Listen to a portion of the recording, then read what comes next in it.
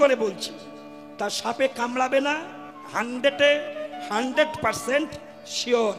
নমস্কার, আমি নয়ন, আপনারা দেখছেন দা লং প্রসেস। কীর্তনিয়া প্রদীপ পালকে নিয়ে আমি অসংখ্য ভিডিও বানিয়েছি এবং আপনাদেরকে সচেতনও করেছি, একের পর এক কুসংস্কার জড়িত কথাকে খণ্ডন করেছি।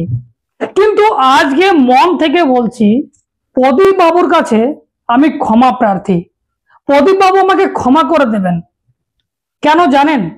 আমি ভাবছিলাম যে কীর্তন জগতের কুসংস্কারের সর্দার হচ্ছে কীর্তনিয়া প্রদীপ পাল। কি করে জানতাম যে তার থেকেও বড় সর্দার হবে? আমার তো জানা ছিল না, যার জন্য আমি ওনার কাছ থেকে ক্ষমা চেয়ে নিচ্ছি। উনি বলেছিলেন যে গলায় তুলসীর মালা থাকলে সাপে কাটবে না, মাথায় বজ্রপাত পড়বে না। এই পর্যন্ত ঠিক ছিল, যার জন্য আমরা লাগাতার সেটাকে আপনাদের সামনে নিয়ে এসেছি এবং এই কথাকে খণ্ডন করেছি। আর আপনারা দেখেছেন যে গলায় তুলসী মালা থাকা সত্ত্বেও মানুষ কিন্তু মারা গেছে। কিন্তু এখন এমন একজন কীর্তনিয়া উঠে এসেছে, জানি না উনি বহুদিন থেকে কীর্তন করছেন, কীর্তনের সম্রাট নাকি। তিনি তো সর্দারের থেকেও উপরে। ওনাকে কি পদ দেওয়া যায় আপনারা একবার ঠিক করে নেবেন।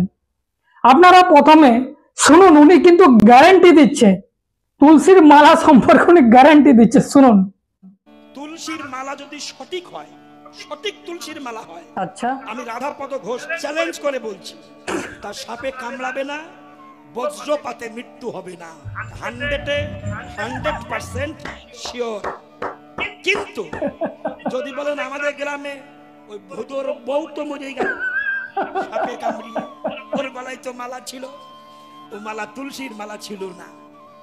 আর যা মালা বিক্রি হচ্ছে সম্পূর্ণ ডুপ্লিকেট, আচ্ছা, কাঠের মালা। ঠিক। বাঁশের কুঞ্চি দেখেছেন? হেরবিন আসতে বাঁশের কুঞ্চি দেখেছেন? খুব সরু কুঞ্চুগুলো আচ্ছা, কেচে নিয়ে মালা তৈরি হচ্ছে, এগুলো আমি জানি।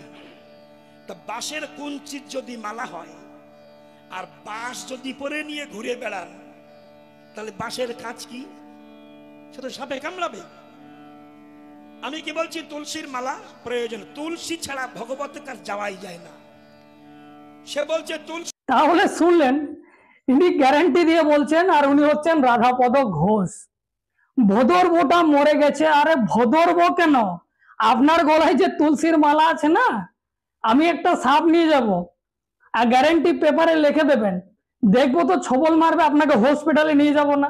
যদি আপনি বেঁচে যান তো আপনার আমি আজীবন গোলামি করব। বলুন, আপনি রেডি আছেন? আমি অন দা ক্যামেরায় এই কথা বলছি। আপনি নিজে যেটা 100% তুলসীর মালা, সেটাই আপনি ধারণ করুন। আমি কথা দিচ্ছি যে আমি আপনার গোলামি করব। ভোদর বউ যেমন মরে গেছে, সেমনি আপনিও বাঁচবেন না। বজ্রপাত সে বোঝে না যে আপনার গলায় তুলসী কাঠের মালা আছে না আপনার কাছে সোনার মালা আছে। যখন পড়বে, এই হচ্ছে ব্যাপার।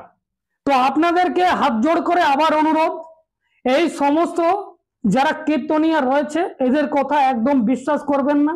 বর্ষার দিনে ঝড় বাদল বজ্রপাত যদি হয়, আপনারা কখনোই গলায় যদি তুলসী কাঠের মালা ধারণ করে থাকেন, আপনারা রিস্ক নেবেন না। আপনারা ভালো কোনো জায়গায় গিয়ে দাঁড়াবেন, কোনো গাছের তলায় দাঁড়াবেন না, কারণ যেটা সব থেকে বেশি ফাঁকা জায়গার মধ্যে উঁচু থাকে, সেটার মধ্যে কিন্তু বজ্রপাত পড়ার খুব বেশি সম্ভাবনা থাকে।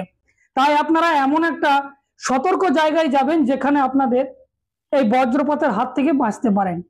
দ্বিতীয়, কোনো সাপ যদি আপনাদেরকে ছবল মারে, এই সমস্ত ভণ্ড কীর্তনিয়াদের কথা শুনবেন না। যদি এরকম বাবা ঢাবা রয়েছে তাদেরও কথা শুনবেন না। কোনো জ্যোতিষী তান্ত্রিকদের কথা শুনবেন না। জাদু টোনার কথায় যাবেন না। আপনারা সোজা যাবেন হসপিটাল। আশেপাশে সামনে যেখানে পাবেন সেখানে হসপিটালে নিয়ে যাবেন তুরন্ত, না হলে আপনারা কোনো মতে বাঁচাতে পারবেন না।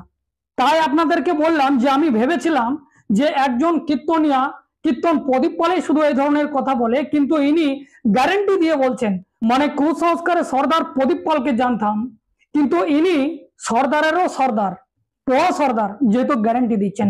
কি ভাবছেন এই সমস্ত বিষয় নিয়ে অবশ্যই কমেন্ট করে জানাবেন। যদি প্রথমবার ফেসবুকে দেখছেন ফলো করে নেবেন, ইউটিউবে গিয়ে সার্চ করুন দ্য লং প্রসেস, সেখানে সাবস্ক্রাইব করে রাখুন, কারণ আমি ধরনের কন্টেন্ট নিয়ে আসি। এখন এই পর্যন্তই, ধন্যবাদ।